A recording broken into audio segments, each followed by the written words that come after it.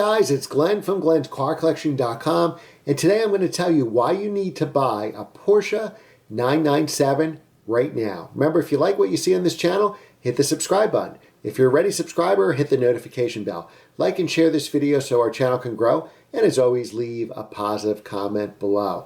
All right, the Porsche 997. We'll talk about Carreras, Carrera S's, 4S's, everything in this video regarding the 997. What you're looking at here is a 997.2 base Carrera. So it is rear drive and has the base 3.6 engine. Now, any 997 is a great buy in my opinion. Before I bought my 991.2, I was looking very hard at 997s. Now, even though this is a base, it has the 19-inch wheels. Those are called the Sport Design wheels. And if you get the 997.2 cars, which started here in the United States in model year '09, you get those front LED lights. You also get a DFI engine, so you don't have to worry about RMS, IMS, all those 997 issues. The interiors are very similar. You have an updated PCM on the 997.2. That's probably the biggest difference. Unless you want an automatic transmission, the 997.1s were Tiptronic automatic, the 997.2s were the PDK. So the first year here in the United States for PDK was model year 2009. Both the 997.1s and .2s had a 6-speed manual. The .1s, which is the first generation of the 997, which came after the 996, my first Porsche was a 996 C4S 2002. So that was really the .2 of the 996. 997, they made the car look a little more like a 993. A lot of people didn't like the looks of the 996. I actually liked them in the turbo in the C4S because they were wide bodies, but not so much on the narrow bodies. So here in the United States, again, 2005 was the first year of the 997.1, and that went from '05 to '08. This is an '09 that you're looking at with the LED lights.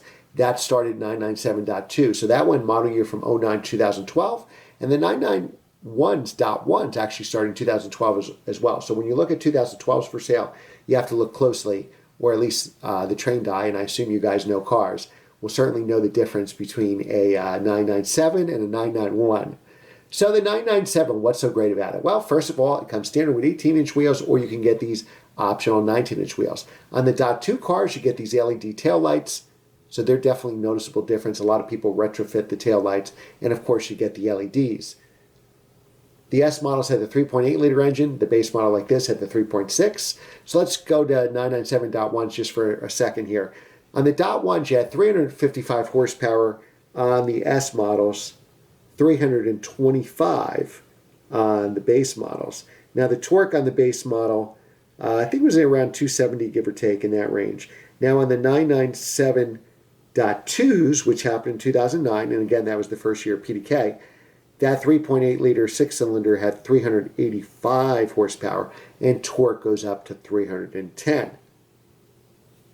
Now, the 997.2 cars, because of the upgrades we just went over, and because they have a lot less issues, actually sell for a much higher price than the 991s. I mean, it's probably, I don't know, $20,000 difference. You can get, at the time of this filming, you could probably get a base 997.1 in the 30s, maybe a high mileage one in the high 20s. The S models are probably 38 to 42,000. You know, if you get one at a Porsche dealer, it's going to be more, but you're probably getting a car that's in better shape. This 997.2 was bought for about $45,000, I believe, in the middle, just before the pandemic. So it actually was a real good price. Now this car probably sells for about $50,000. I wouldn't be surprised. And I've seen 997.2 S models in that $60,000, $65,000, $70,000 range. So people really love the 997. And I think that's one of the reasons you have to buy this car right now. I think we're going to see these cars skyrocket. They may be a little low after the pandemic when everything's back to normal. People aren't buying cars anymore. They're not trapped inside. They're trapped in their car. And I think maybe we'll see all sports cars drop because now they're probably at the height of the market. But don't be surprised if a year from now, 6 months from now, these cars really start to take off. A lot of the people, many people think the 991s are too big, and they really love this size of the 997. Maybe an air-cooled car has passed you by, and they are big money now. And guess what? The 997 is still new enough. They're 15 years old. They're 10 years old. you can jump in and have a blast with these cars and really enjoy yourself.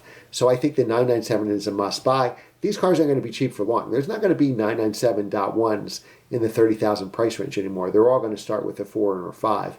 And I'm sure the 997.2s, they didn't make many because that's when the economic crisis happened in those years, 2009.